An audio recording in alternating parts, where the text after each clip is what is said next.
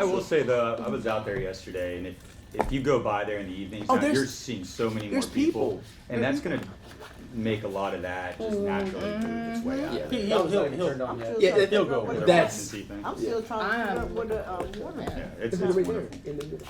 In the middle, is it open? I mean, not open. It'll come up in. Yeah, it'll be like it's opposite of your shower. No, Your shower comes. it's just- No, I okay. already know, cause I'm in Florida, they have It'll them. be Yeah. done. So I used to play in them. I can't Go. Yeah, they All come right. out like. So, looks It's like before we're lunch. starting with But I business didn't know development where it here. was located. So, Alright, let's hear I it. don't know the ebbs and flows of how you all been doing this, so I can just kind of hit on a few points. Anything that's outstate, like anything that's anything that's a variance from last year or the year before, but definitely hit on your essential items and the things that weren't approved through Sure. the mayor's. Sure, yeah, I mean, really nothing, so I will point something out here, just for the context of this conversation, where you see Salisbury Wycomico Arts Council through, call it, about right there. Those are contributions and things that have been built into this budget for years of our support for local things. When we're talking about operating funds versus those funds, I don't want them to get blurred as, it's not like I can take the public access money and go move it in to make more staff or anything like that. So I just wanted to point that out. Red, White, and Boom. That was first a JC, then it's a GSC initiative. Yeah, and- that's our contribution every year to Okay. making the That's nice, fireworks. yeah. Yeah. So just line item budgeting, kind of What do we allocations and do SWED for we'll talk about. SWED? Dave will be in this afternoon Okay. tonight, but it's it is contribution to that nonprofit for their daily operations to keep doing what they do on behalf of the city. But Dave will be here to talk about that this I didn't know that. We had I didn't know we had skin in the game with that. Yeah, Yeah. a decent amount too. yeah, so, I think the county gives 100, I think. Yeah. yeah, they give you good bits too. Shocking. No. But when you look at like the Salisbury Wycomico Arts Council, that's a fraction of what she asked for every year. But they're huge supporters and a huge vocal supporter for us in the arts. Same with SU Entrepreneur Competition. Oh. $3,000 is a very small give That's a to drop. Salisbury Yeah. University. But we get to go judge, we get Yeah, to we work have with a the judge team. there. Yeah, we're a judge of it. And, the idea is bring a young entrepreneur up and hopefully recruit them, get them downtown. So You want to hit the two line items below? Public art, that's your thing. yeah, so basically there was a high-speed fiber grant that you see in there. It existed for a few years prior to my time as well. It kind of ran its course, so we didn't want to necessarily lose that money. So we repurposed it into public art. I can tell you what most of that will go to will not be new stuff. Okay. It's going to be maintenance of what we already have. There's no real dedicated funds to that anywhere. Yeah. And to give you an idea, there was a light that got broken and it cost $3,000 to fix it. So like Wow. things like that just happen.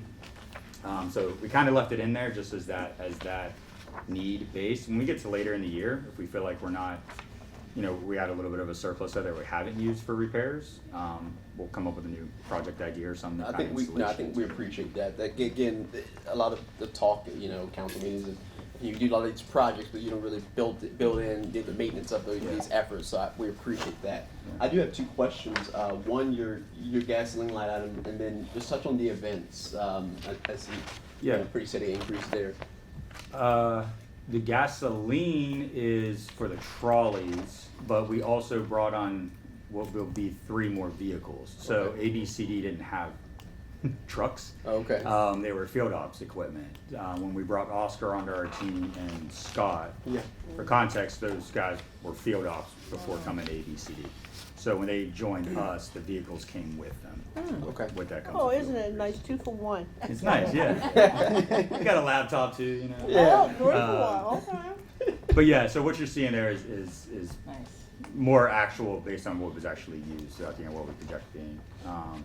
When it comes to the events, if we want to talk through that a little bit, the increase you see there was basically from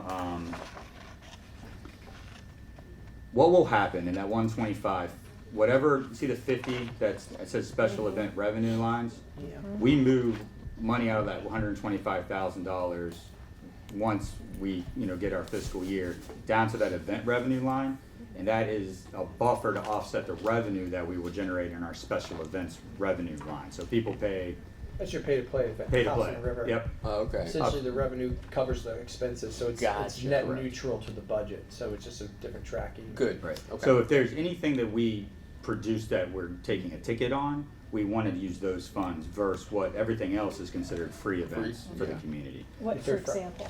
Every Friday, What, free? ball Yeah, drop. the events that. Yeah, here, Okay. pass that down for me. Speaking of Third Friday, have you thought about like our vendors for it's the free? Have you entertained the idea of making the vendors pay a nominal fee, especially a reoccurring? We have. Right now, so again, I'll back up a little bit more. The Arts and Entertainment District was, with Jamie Heater and her group, were the people that ran these events for years, right? And it wasn't until the middle of last year that we transitioned them all over into the ABCD kind of purview. That time is where we had the opportunity to bring on Nadine as our event coordinator. So all of those Third Fridays, all of those concerts, all of that stuff that you were used to seeing come from an A&E now is produced by my team. Which was a mutual agreement, like that they had put many years of service and time into this stuff, and they were ready to kind of move on to new things. So with that, what I just passed around here is basically the book of business of what this event team does throughout the year. These are not everything, but this is what is considered, you would consider like 100, 150 or more kind of event. There's still a lot of smaller private events, there's a lot of smaller things that happen in parks that our team touches. But the beauty of this is it gives you a kind of a scope of work here. Everything that you see in blue is in downtown Salisbury. Nice. So, I can't really quantify the time and effort and energy that goes into all of these. Some of them are a little easier, some of them are partners, some of them are promoters that we work with, a lot of organizations that we work with, Juneteenth, Pride, Haitian. They're all nonprofit organizations that have a mission and a cause who want to do a cool party. Yeah. They need help to run the cool party. So like that's where my team comes in, because the last thing we want to do is just close a road and say go have fun and hope it works out for you. No, we do care that Mayhem. the Yeah. quality of what Yeah. we're putting out there is sustainable and also matches the quality of what we expect from our own team. So I just wanted you to have this for context, and that's where that 125 comes in. So pretty much everything on here that we run that's not Hops on the River is what that 125 lets it be free for the community. Okay. The only one that's not factored into any of this is the Maryland Folk Festival. It runs as its own project account. It's not, that's not part of that, yeah. What's story time in the games part? Storytime's, it's a partnership with the library, Okay. so they're gonna be out there pretty much throughout the whole year. Looking to read some? I was gonna say you gotta Don't do a lot of reading. Tell the kids budget. Yeah, not to be confused with the Storytime that also has the zoo that we, Right. that Chuck runs too. So. Oh, by the way, this is Chuck Eichholz. Yeah. Sorry, we didn't introduce him. He's our director. I think that would be good. I polled like offhand, like when I was at a Third Friday a couple months ago. I just said, hey, if I think it's like when I was campaigning, I said, if the city made you pay, $10, $20, would you still come? They're like, yeah, Yeah. Paid for. Paid for to vend there. Oh, to to vend. to vend Oh, I that think Third they Friday. So you're not wrong. And Everything else, they charge vendors everywhere else. They do. I mean, there was an event that charged the exact same vendor $60 and they still came out. Oh, they will. The issue is I is know for you a fact they will. when you start charging vendors for anything, you'll get a higher caliber of vendor, Yes. typically, which isn't a bad thing. But simultaneously, those vendors are now there to make money instead of raising awareness, instead of just being part of the community. So you cut out a lot of nonprofits. We have a lot of churches that come and do bake sales and things like that. So there's a balance. I'm not saying it's not something we can't look at. Where our approach with Third Friday, something that's never been done that we've considered, was sponsor a Third Friday. So when it's all themed, right? So like if we're trying to generate revenue in any capacity off of Third Friday, I'd rather not put it on the vendors. I'd rather go after a $2,000 sponsor, Okay. right? And say like it's a sustainable community one. Like give me $2,000, the name is on this. Or something We do like the Paul's one, like the dog that you Yeah, can Petco. Pet or Petco or something Yeah. sponsoring this. Yeah. Well, people don't mind. Don't mind paying. But this year, so the trend of Third Friday in particular, and it happens in a lot of other events that allow people to just come be free without a registration process, is you just start getting people, not people you necessarily want. So this year, actually last month was the first round of it. We had all of the vendors had to pre-register, give us their information, and they went onto a RSVP wait list, and we selected who we wanted to come. Good. So it raised the caliber. It also made it so those vendors that we were putting out there weren't being in contention with some of the downtown businesses. So it balanced it out. You vet it out. Not everybody was happy. Vendors, you know, it's a different system, but it may not be a good permitted idea. for certain, but it did work. And it put the people that needed to be in there first. And then we still opened it up, but it was opened up based on where spots were available, Sure. so. I like that. Thank you. I Yeah, agree. absolutely. But yeah, it's quite an extensive list here that these guys touch, so. Telephone. Why the increase in $2,300? Okay. That, so, What? We're on the phone. some of these things. I know. I'm Yeah. on phones. He's paying for my food. And he's like, tag on. There's the 4,000 again. He figured When- it out. They didn't So, account for phones when- in their Yeah. When we went to the HQ building, Yeah. their staff has expanded, but also when we switched to Mitel, we actually changed and did a pretty good audit on who should be paying. So this is just a course correction on Okay. who should be paying for what based off the actual needs. It's not Okay. because their needs have really simply increased. It's just somebody else was paying for it before. Now Gotcha. they are I paying for it. I Yeah. saw. I was like, it's It's $2,300. just better accounting. Yeah. You're gonna see it on the zoo side too, though. Okay. I mean, yeah, that's why I laugh, because Good. pretty much wherever we have a phone, it Yeah. got more expensive. You knew I was going. I'm like, wait a minute. What phones are y'all using? Yeah, Just FaceTiming everybody. No? I don't think there's really much else that got increased. The only thing I do want to talk about while we're talking about this 11,600 account is, we created the Downtown Ambassadors for a reason last September. And that was a transfer that came from PD in order to make that program happen. It was requested as an essential item to restock that money to keep the ambassador program, and it doesn't look like it got cleared through. I know it went down to part time, right, or something, right? Say it again? Didn't it move to part time, or didn't? The ambassador program has always been part-time. Okay. This was in our original in the original approval, it was eliminating we see a stronger return during the day. We are not seeing a demand or a need at night. It's a lot of just, interesting, you would think you would see more of that, but it's almost non-existent in the evening time. So this was funding the daytime program, or minimizing to your high priority days and times. Again, just everything's got to balance out. In other communities, it's a shared cost with the downtown footprint, whether it's, all the businesses do that. And again, it was unfunded liability. We stood up right in the middle of the day. This is one of those things that we have to pick and choose. What do you want to do? What is the needs? There is value to it. It's value add. But what is the value add? And that is, everything looks cleaner, everything looks nicer with the downtown ambassadors. If I could Okay, weigh in yeah. on this, you're right, it wasn't a part-time line to start, because it was contracted through a security company called Divine Security, who we Okay. utilized at the zoo. There was a lot of issues with that, so that's why the money, it's a soft topic. Oh, okay. A lot of late nights with this group. Oh, man. So we transitioned to two part-time. So we have a wonderful part-time security staff down at the zoo. They're absolutely amazing. And then we also took all that money and recruited our own team. Okay. So the people that you see out there now are Salisbury employees. They're part-time staff. What's going to happen with them then? Okay. Yeah. Andy's right. The return on investment is you see it during the day. And I mean, I got some figures just to throw out here. So we started this last September. Now keep in mind, you go into the colder months, and then now you're back into the warmer months. Yeah. But 1,700 buckets of trash got picked up. Almost 200 beautification projects completed. That's grass cutting, mowing, clipping, painting, just making our city, more aesthetically pleasing. And then over 500 hospitality interactions. That's helping a visitor, doing a drive, getting a grandma to the salon that she needs to go to. So without that funding, Could use her today. that all goes away. I mean, it's just the honest truth to it. So this year, the 30,000 will pay for one part time during the day, from Thursday to Sunday. Is that what we're? So they run Tuesday through Saturday. Okay.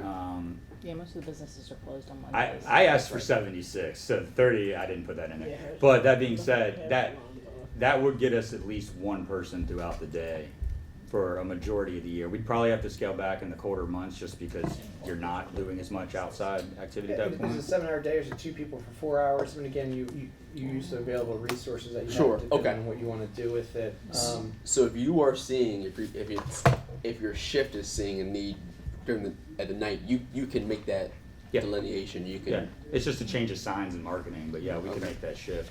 We may have a funding mechanism depending on where we land with Project Restore. Okay. If we get some funding at the level we want, we may have some additional funding that we can put into our part-time budgets that could activate some of this stuff back online. Can you talk about Project Restore a little bit? I can. So these guys know what Yeah, you're talking about when you say that, because we've talked about it, but.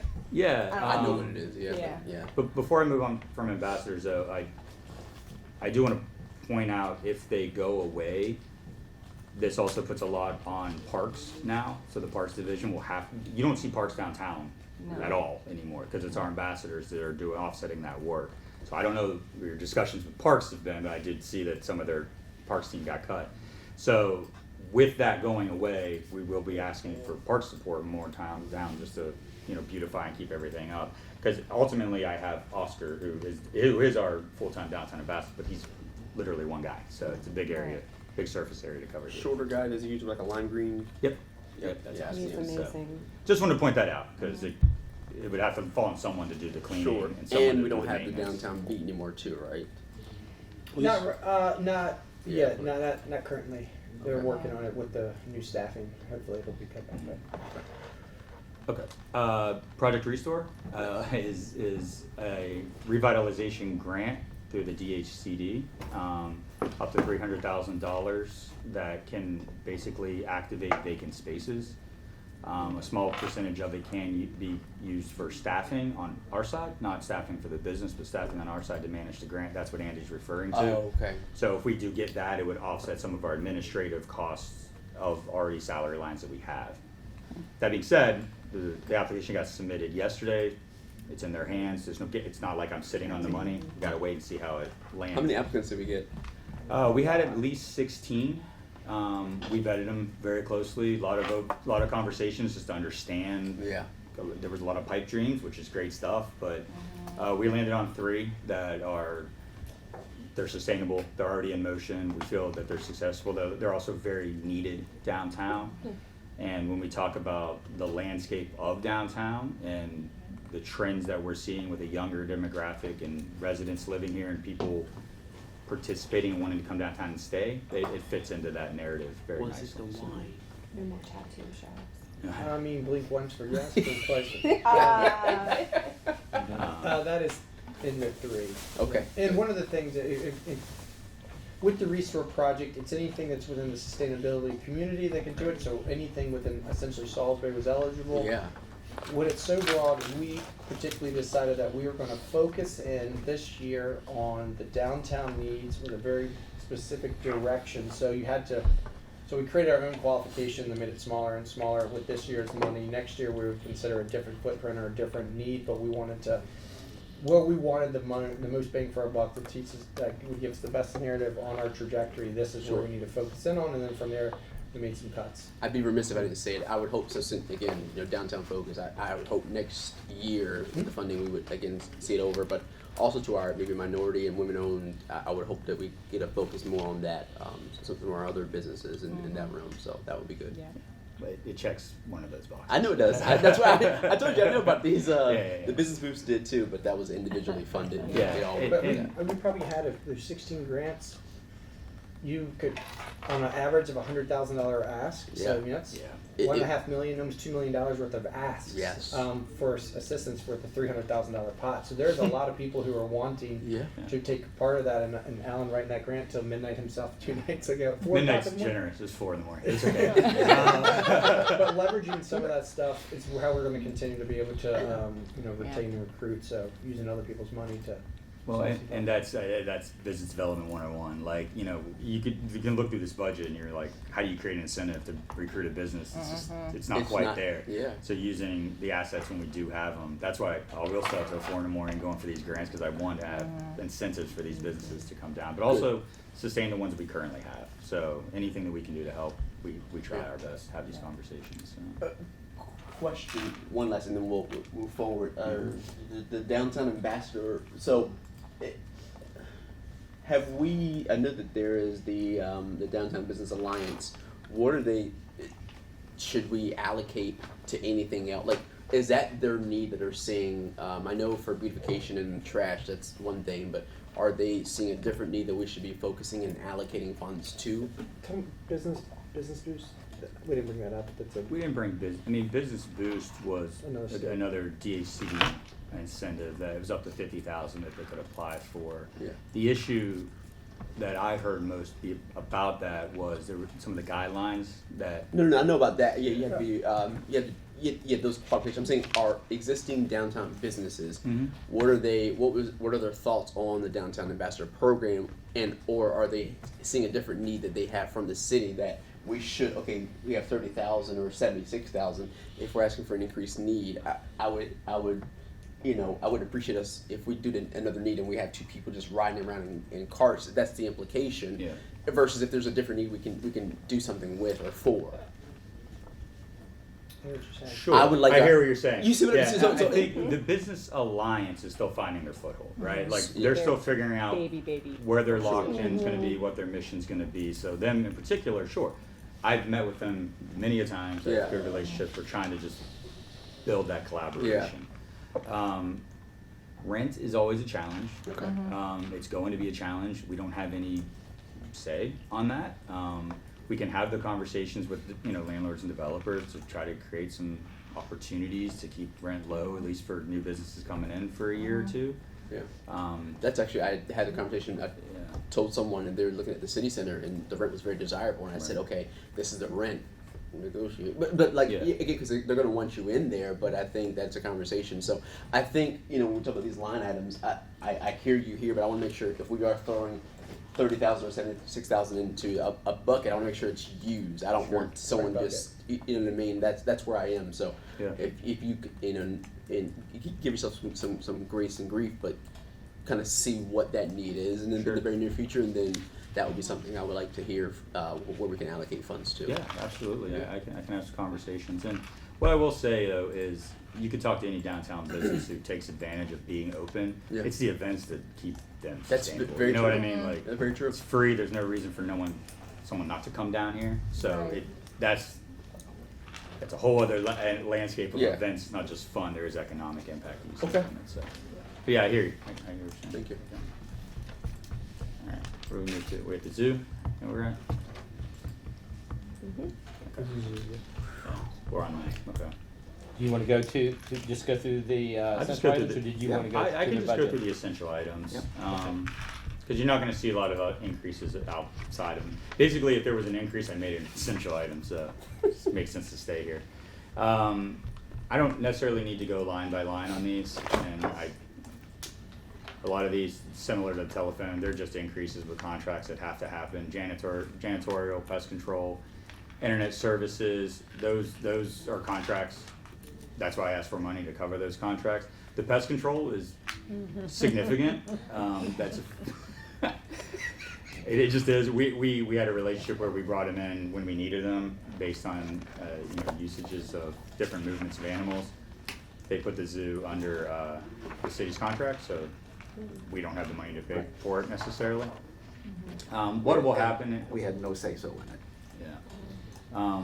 What would happen in some of these scenarios if I was to take these numbers with how I'm looking at them and I go building repair line at 30,000, that 30,000 doesn't even go to the building repair line. It goes to the janitor, the pest control, the internet services. It goes to just the stuff that we ask for in general, because those are just operating expenses.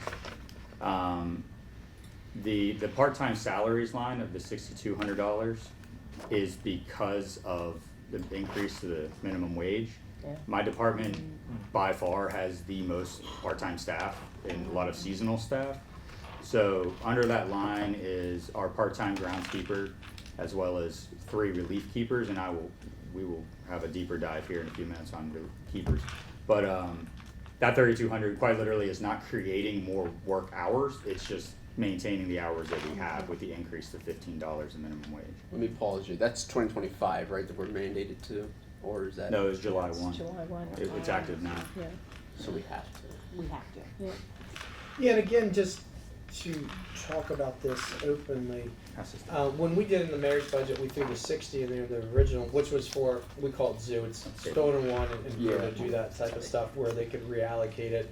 We understand that there's needs, the question is, can you find it within your own budget? So it's not saying, don't do it, it's saying, you need to find it within, Sure. you know, your budget to do it, but I think the bigger conversation as we transition to the zookeeper is just the zoo in general. Yeah. And this is what Chuck's passing out. AZA accreditation, what do we want our zoo to be? What condition do we want our zoo to be in?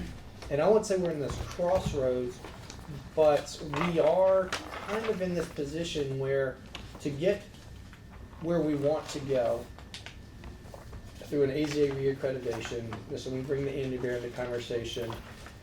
Our zoo has had deferred maintenance and looks tired. You all, what we did over yesterday was a $350,000 injection into general maintenance, but that's $350 of a $4 million plan, on top of some other stuff. And Chuck can talk a little bit about the keepers and that need, but this is an asset. Next year, we're gonna try to go after state money to see if they will give us a nice line item, because this is one of 4 zoos in the state of Maryland. This is an important piece, but we as a collective have to say, like, where do we want the zoo to be 5 years from now? Because these are real costs to me to maintain and to move forward. And Chuck, I've kind of turn it over to you. So Andy touched on it, but I think it's important because look, I came in here 2 years ago. Actually, last week was our 2-year anniversary of ABCD existing, and I knew nothing about it, right? So I can understand when we're like, AZA accreditation, why it's important. You're like, what is he talking about? what is Like, what does that mean? So that's why I brought Chuck, because Chuck has been in the zoo world for 30 years, Forever. 30 years, right? Since 1985. And he's, you know, he applied to be our zoo director with the notion as, I am here for at least 5 years and I'm gonna get your accreditation back. Like, at least, that's what I say. But with that accreditation is an understanding, and I will stop talking, I'll pass it to Chuck. We have an older, you know, population of animals. And as they age, they will go away and we will not have the ability to get new animals. And that is what he's. Or if we do have an ability to get animals, but very costly. In what regard, with the pay? To buy and Yeah, bring. we would have to buy them at the auctions, the black market auctions in Oh, Texas really? and Ohio. It's a thing. It is a thing, unfortunately. So we can buy Rather not go tigers, you can buy tiger whatever king. you want, So I pretty can much. get a Orangutangs, spider whatever. Yep, Oh, yep. they didn't get one, did something. Oh, yeah. Correct, so we don't want to go that route, one, because it's a very costly, we Yeah, also there's a guy. They're don't mean. know the history, right, we don't know the history, the condition of the animals and all that. They might be, oh, that's a pretty animal, and then you get it home and it dies, because it's got some sort of, you know, disease in it. So, working through AZA, we know that the collection of animals in, Do we still buy them, or do they? no, we actually, They're just part we of the. switch amongst each other. So it's part of the SSP, or a Survival Species Plan, and we follow the genetics of all these animals. AZA has picked 135 species of animals that we are dedicated. They are dedicated, since we are not a part of it, that we know genetically we can preserve these species for the next 100 years. Yeah. So that's very important. So we have, the Salisbury Zoo are major card holders in 3 of those species. The Andean bears, we are the major card holder for that, because we have Pinocchio, and now we have Inti and Reindeer, the 2 sons. Their genes have not been represented at really that much in the zoological world. So Pinocchio is our most valuable animal we currently have in the United States. So it's very important, but it's just not the zoos. It's actually We also work with the research facilities in Ecuador, working on the animals in there, trying to get it. They have the rescues in there. And our care for our animals, we do blood samples, we do fecal samples, we do all this research on it. And it gives us now a base information of what a healthy animal looks like. And then the animals out that come in from rescue, they can analyze that and say, this is what's wrong, we can do this. We do ultrasounds, we do endoscopies, we do everything. We know these animals literally inside and out. And it is very important. We have our ocelot program. There's only 23 ocelots left in the country, out in the wild. Out in the wild. Rest of them in the zoo? Well, there's only In 35 in captivity, and we have one of them. And we have a female that is not, she has not bred. Her genes have not been represented. So with her, we are currently in the breeding program. Is We've there like tried. Is there like a hallway. Is there like a B&B for ocelots? They have a little Pretty much romantic that's where weekend? we're gonna be, yeah. So we actually tried artificially inseminating her twice, with no success. So our only option is to bring a male in. But with her, any of her offspring will actually go to repopulation of the wild. So it's not necessarily us displaying animals. We are actually actively working with the wild populations. So it's, and then same thing with our red wolves. The red wolves are also in repopulation mode. How many animals do we have? 8, 10, 12? We have approximately 135 animals. Do you really? Yes. Okay. It's one's hiding underground, you know. Yeah. So some of them, Where yeah, are they? so like the ocelot, you'll probably never see. They include ants, About 60 maybe? I think 65 species of animals. Wow. So we said that all. I think, given you all's expertise and especially yours, what's the plan to get there? I think have you spent time and looked at? Okay, we have 5. roadmap. You said what? Yeah, like what's the roadmap to get us? So we work with the AZA Pathways program. Okay. A gentleman named Steve who actually just moved here, retired here. Retired here. And it's his job to get us there. So he comes by regularly, does check-ins, redoes his reports. But we have a very large spreadsheet that's a working document that as we go through, we're checking all these boxes for this pathway program. Okay. That, and as well as we're working on our strategic plan, which is incorporating all of that into Okay. the process. So we're about a quarter way through the strategic plan. You guys hopefully will see it in September. Okay. So let's talk about big numbers. That's where Not to yeah. scare That's people.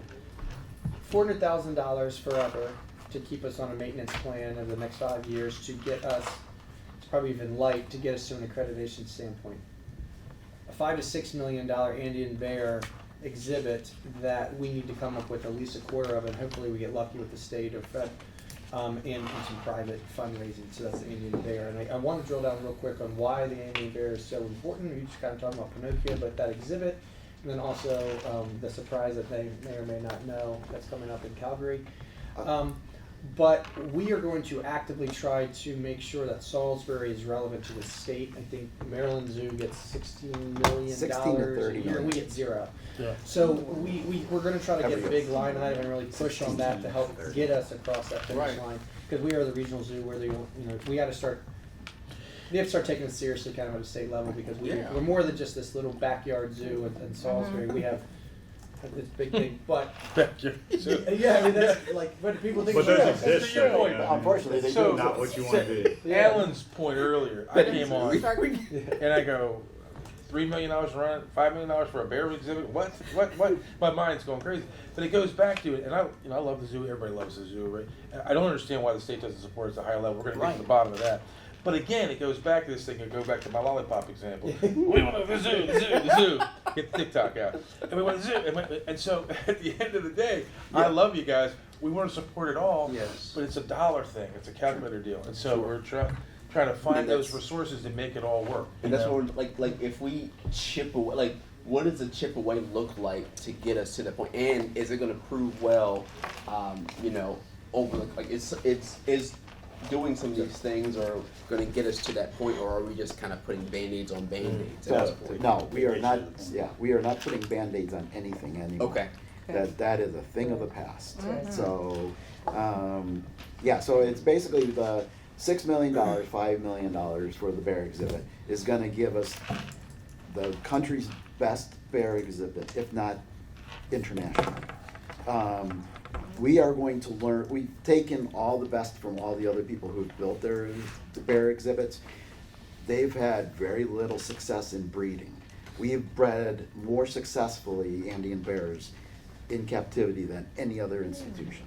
And you've got the Smithsonian and the San Diego Zoo, all these big, you know, and here we are, this little podunk little zoo in Maryland. And so Some music we play. that's whatever it is. So we've taken our experience, we've taken what they've had success with, and we've now incorporated into the plans you see in front of you guys. That is the current design with one exception, and I'll get to that in a second. But it's gonna give us literally, it's gonna take an eighth of the zoo. That's how big this facility is. It is the animal, just the animal holding side of it is giving us 5 times the size of what we currently have. Wow. When you go big like international this. scale because of what you're. So Why are so we- currently we have our wonderful little cub Raimi. He is scheduled to go to Switzerland in September. In return, we are going to get one of their little ladies in Switzerland who has not reproduced. She's coming to the United States.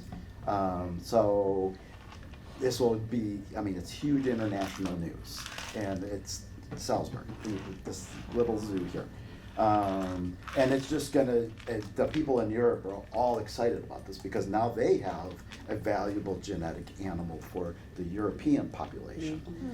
So it's wonderful. It's hard to say, express what's going on here. Tell me about Calgary. So, so even though we are not an AZA institution, there were over 50 projects to be for presentations at AZA National Conference. They are 99% AZA accredited facilities give these talks. We were chosen to give a talk about the Andean Bear Project. So that is like super important. Is just for Andean bears, for the zoo itself, just to say, we are, you know, for years it just sat there. I mean, the other presenters are Columbus and San Diego. Yeah, all the so- big Like, name zoos. We are, with our design group, Epstein, we are gonna create a great program. We're paying for your presentation. travel, I hope. Yes. Well, that's the So- travel. The phone, that's a phone. Yeah, so that's why we do need an increase on the travel. But it's just, we're taking the zoo and we're creating a professional institution. But when you go big like this, it would seem that now we're worthy of some real dollars from the state. Right. And so Right. we need to make a trip across the bridge and Absolutely. And that Yes. must be in your plan, right? Because now you've created it, now it's time to get paid for it. Right. Well, the other side of that too is, if you go look at grants that are available for zoos, you have to be accredited. I mean, they're like, we're asking for an investment from the city to get us there.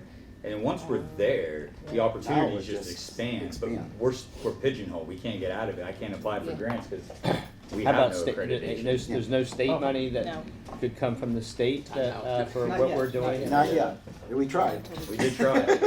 We did try. It Yeah, just seems wasn't an like opportune we got this time or momentum. We whatever. got this momentum. You know, it's great. Yeah. But yeah, so it's just gonna leaning towards, we're working with Smithsonian Institution on a prairie dog research project right now. The prairie dogs have been in captivity since the 1800s. Nobody knows what happens underground, where they spend 80% I of can their guess time. what happens underground. So now we're working with Smithsonian Institution, we're monitoring, we've got collars on, we've got sensors in their tunnels, we've got video cameras, we've got all this information tracking everything. We can tell CO2 levels, we can do all this stuff for prairie dogs, but Smithsonian's funding all this. So, you know, we're really trying to find resources and trying to find these things. I have a question for you with, I know this is like a top priority with the schools, the field trips. Yep. Do you, or are you able to charge a little bit more, because they're not just, Wycomico County, they're out of the area as well.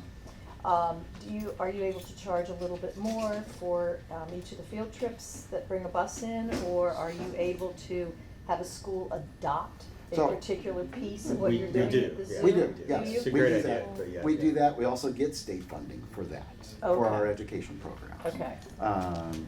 So it's not as much, unfortunately, we are caught in some parameters of the past still with us. But we're working with the Zoo Commission and Salisbury University. We're flipping all those numbers now. So this year's upcoming grant application, we're going from 24,000, we're going to 85,000. Because our numbers now are solid that we can Justified, ask for that stuff. So we do a fourth grade program that all the fourth graders in Wycomico County come to. They all come to Okay. the zoo and Yeah. participate in that. And then when the Ward Museum went through their situation, we took over the LEAF program, which is a bunch, all the kindergarten classes Right. come out. When it comes to field trips, that is a school county issue and their funding to not be able to supply the money for the bus drivers and their trips. So we're trying to work with them to find ways. One of the beauty things that we have are these ambassador animals that we can, in docents, that we go to the schools, right? So it does, it allows us the opportunity to do more. Yeah. Yeah. And so, Yes, Yeah. thank you for that. Yeah, so we do go out and do all that. Yeah. And we've restructured that because for years, it actually lost money. It actually lost money. And they would charge an additional $100 to drive to Delaware, which is not that far away. I drive from Delaware every day. So we've revamped that entire program, and it's now up to 35 miles. It's the set price where we actually make money. Good. If it goes beyond that, it's additional costs. If it's an all-day type program, it's done more. So it's Mostly definitely. at schools though? yeah. Yeah. I mean, we do birthday parties, we do go to other facilities. ask if you still did that. Oh, yeah, so we I went to revamped, one of those. revamping that program. Yeah, as we speak, we're revamping our birthday programs. So that way, you get something for it, instead of just coming to zoo having terrible pizza that's coming out of our cafe. So it's a brand new program. So I will say two things here, because this is all wonderful information to Yes. keep our animals alive and healthy. How does that translate to, Yes. to us in this room, right? It's those economic impact dollars. It's the biggest attraction that Salisbury has. I'm sorry, people don't travel to come downtown, they travel for the zoo. You see it, it's apparent. I mean, with 350,000 people visit that zoo every year, they're spending dollars when they come, they're making day trips out of it. That's why we focus a lot of our money in marketing in Ocean City, Rehoboth, Virginia, Baltimore. We know our people in Salisbury are gonna go to our zoo, but we make sure we're present for anybody else coming in. So the old study, the old Beacon study we had from like 2014 or something, is getting redone this year. So him and his students will all be out there throughout the entire summer to give us a better economic impact update, because the number that they gave us as a projection at $200,000 was a $30 million or $25 million economic impact. By being in. We know that those numbers are higher now. Right. And the reason we know is because the zoo was one of the major things outside of animal care that wasn't impacted by COVID. COVID could still come out. Right. It was a public place. It was free. It was accessible. You could distance. And we had to do some closures to keep our animals safe. But that being said, you saw the spike where most people failed, and it just has stayed there Yeah. since then. And we're So- designing the zoo so that way, if we get these outbreaks, we can just continue to do business. And Good. the animals will be safe and everything, so. So to We're round like this out thinking ahead. and keep us on track, and Yep. because that's here, what? So and the that- fuck keepers, Yeah. Yes, Yeah. so what's your, give me the, this page is gonna be. So I will just say on the keeper Yeah. piece, because first I want to say I'm very thankful for the development manager position. That is an AZA needed position that is focused fully on revenue generating content. Whatever generated revenue comes in goes to that position. With keepers though, we asked for 2, and the reason we asked for 2, and I can pitch 1.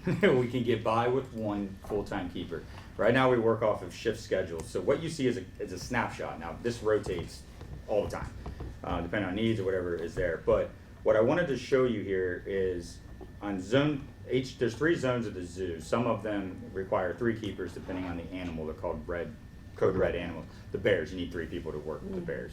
But right now on zone 2, if you were to look at the way that zone is kind of managed throughout the day, our registrar, who is a full-time registrar, and Chuck will tell you what a registrar does, is working 25 hours of her week as a keeper. We need, if we're gonna truly commit to AZA and SSP, we need to move that person into doing what their job's supposed to do.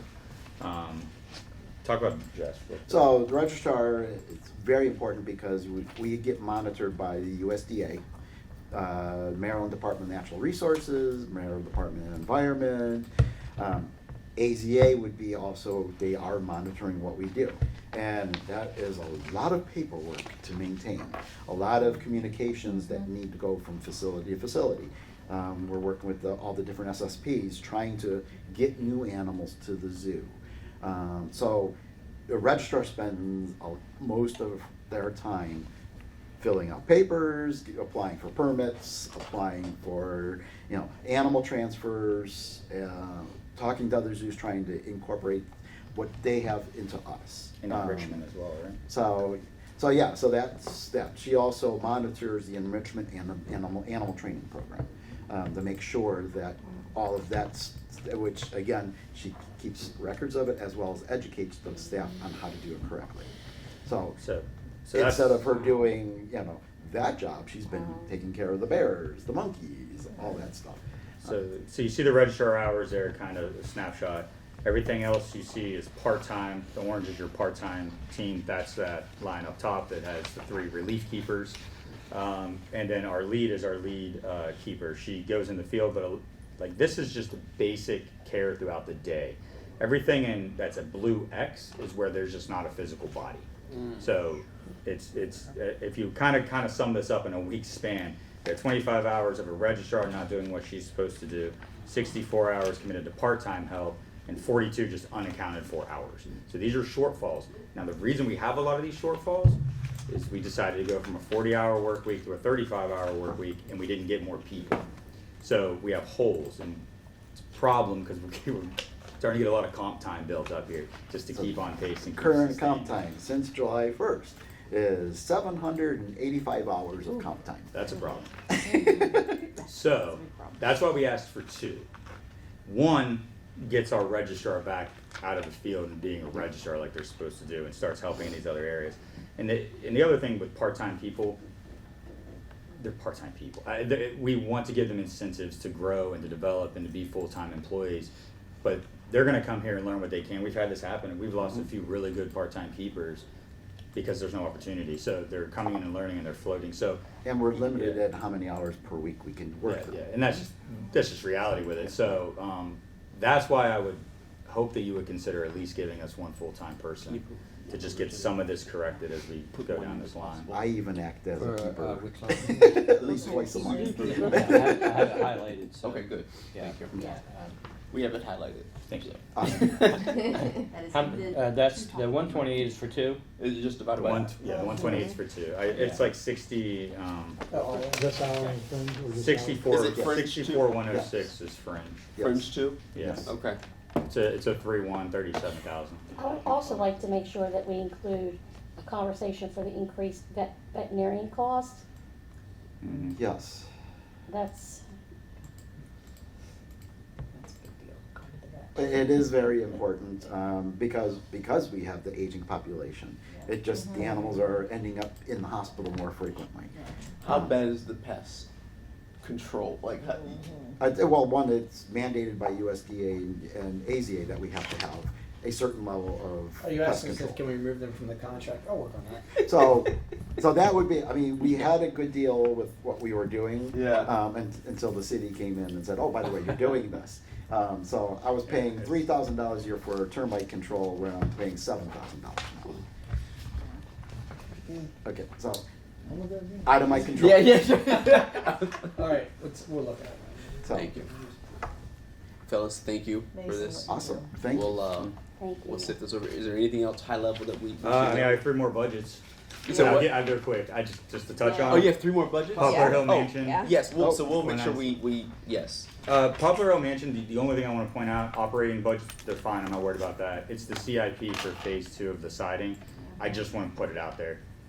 We already did the left and right side of the building. The front and the back are still problems. There's still code violations, and we will be getting fined by MHT if we don't show active progress happening. I don't know when they do it or how much that looks like. I'm just putting it out there that it's a real thing. So we did fix part of it. I understand it's tight this year, and if it doesn't happen, we can have that conversation when the time comes. But we do want to make sure that it's considered in future years to be part of that, because Can we go back to Friends of the Popular Mansion to do that, to fund it, maybe?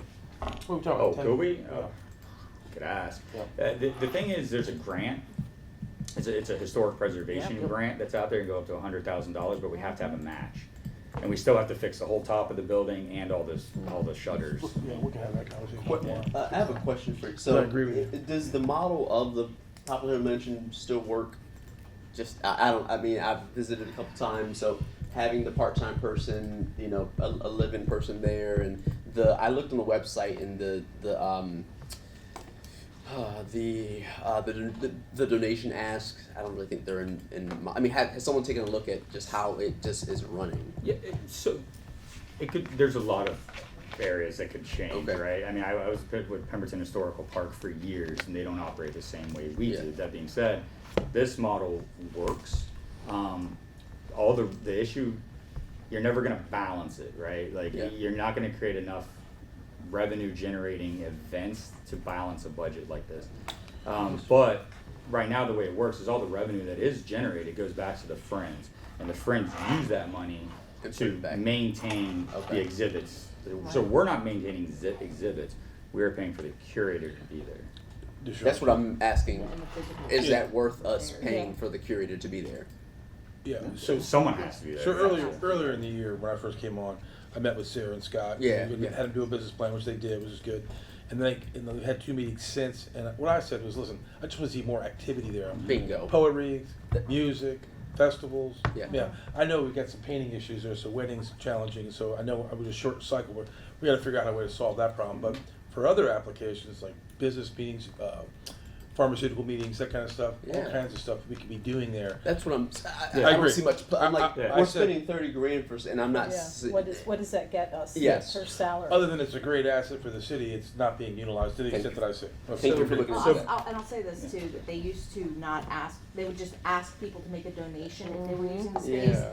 And they were not, and this is, again, like all the friends, Yeah. the friends are who collects the money. Yeah. But, they changed that, now I think it's like $100 to use the space. Okay. So, I Like a mean. rental fee? Yeah, Yeah. Should be. but they also they do tea parties and all sorts of other events. Yeah.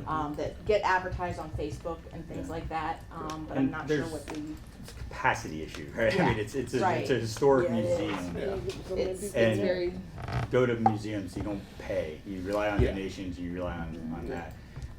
And just for history's sake, before Sarah came on, there was a live-in there, and There was a- she was a housekeeper. Yes. I mean, she kept the place clean, but she couldn't program, she couldn't curate. And when we brought Sarah on, it was a transition for the Friends, because they did all that before. But volunteerism has been down, so if you don't have a curator that we're paying for, someone has to program the building, and now you're relying on volunteers. That's true. Okay. Some, you'll get some, and some won't, so but at least here you have consistency and opportunity, A so. couple more events for per year. I think that would be Yeah. good. Yeah. Cool. Easy to do. The only other account I have is 45001, which is the Parks and Rec account. It's just salaries. It's Scott, our assistant director, our event specialist, and Oscar Diaz in that 45001 account. I'm okay if it's there. My only ask is that if we could move, this is more of an administrative thing, can we just move them off of this Parks and Rec account and into the business development account? Because I don't have any. This is a Purview leftover in of when that. Scott and Chris started off under field operations and only Yeah. traded, but we never moved them out of a parks account. That's a sub account of it. So from an accounting standpoint, it could go either way. Because that is exclusively Alan's staff and so. Yeah, it's just a formality. Can we make that happen? It creates It's the same dilemma, if they're working towards the function of Parks and Rec, we should account for the activity there when we have to file a uniform financial report to the state and everything, because we're doing park maintenance. But this is their work, they can do what they want, that's why we created it, for their own use. Mhm. But it needs to be reported Either way. properly.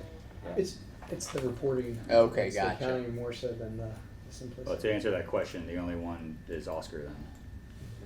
Chris and Scott are not doing parks related work. I mean, they're on projects when it comes up, but it's not their jobs to do that.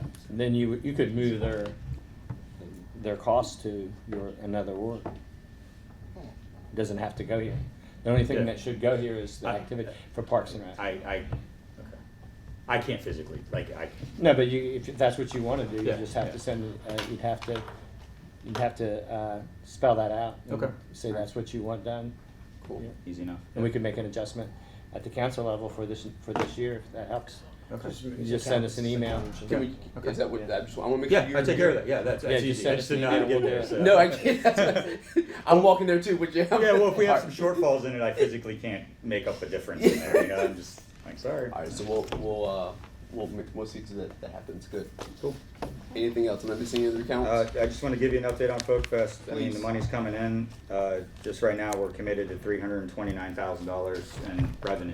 Good. That goes right back into the expenses. So I just want to Yeah, give you yeah. guys an update on that. Okay. We have an event tonight with Salisbury Comic Art Council. All of the Maryland State Arts Council leadership team are here in town. Ooh. We're gonna kind of prime the pump a little more. Come on out to Unity Square. Yeah. So. Angel will bring you out there. You say. Oh. So hopefully We we'll need see. no, he needs to come out there and do the lollipop. Oh yeah, the Oh, lot. yeah. There's the TikTok right there. When it comes to the 100K, I'll do it 3 I'll be right behind you, Charlie. Yeah. I know what it is, but I'm doing it. So. Okay, so they're both committing to do this. Yeah. I heard it. I heard. We all heard that, right? I am down. Yes. Oh, absolutely. I'll set it to music and everything. Well, listen, thank you. Thank you all. folks. Appreciate it. Thank you for the for work all you're you doing. Thank you, Alan, man. We You guys appreciate are it. awesome. Thank you, guys. Thanks for your Thank you. support. Appreciate y'all. Check out my public people. Yeah. Come on out. Come see the zoo. Please come and visit. Come feed the bears. Yes. Oh, we can Please, feed them. can I? Yeah. Oh my God, yes. Sure. We can give you access to some Yes. crazy Field stuff, trip. but we just need people to come down. I know, I'm right there with you. I Don't- mean, don't tell me that. You're not allowed to boop them. I learned that the hard way. You're not allowed to. Boop them? You boop their nest? Oh, but you can't boot them. I did. Oh. I got